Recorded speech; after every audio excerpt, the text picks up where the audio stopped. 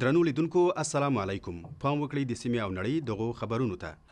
د پېښور د ښوونځیو معلمانو د تعلیمي ادارې خلاف مظاهره وکړه. دوی وویل چې له څو میاشتو راهیسې تنخواګانې نه دي اخیستي. معلمانو ګواښ وکړ تر څو یې چې تنخواوې نه وي اخیستې خپلو مظاهرو ته دوام ورکوي. یو بل خبر وایي د پېښور تعلیمي ادارو د قبایلي سیمو د بې ځایه شویو خلکو د کوچنیانو لپاره موقتي ښوونځي پرانیستل.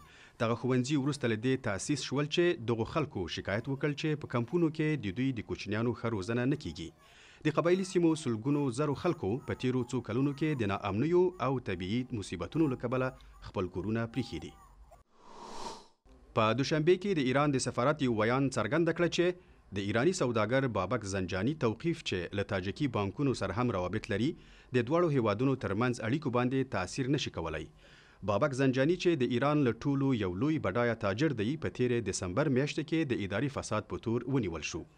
ایران د تاجکستان په ملي بانک تور لګولی دی چې د زنجانی پیسې نیولې دي خو تاجکي چارواکي دغه تور ردوي. د عراق په شمال کې شدیدو بارانونو د دهوک په ښار کې سیلاوونه جاري کړل. دغو سیلاوونو د ترافیکو مخه ونیوه چې له امله یې ښوونځي او تجارتخانې وتړل شوې. د ښار له ځینو سیمو څخه برېښنا هم قطع شوه. دهوک ښار د دجلې د سیند په غاړه پروت دی او تقریبا 9 لکه اوسیدونکي لري.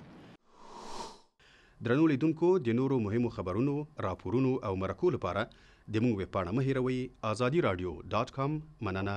آباد اوسئ. ازادي راډیو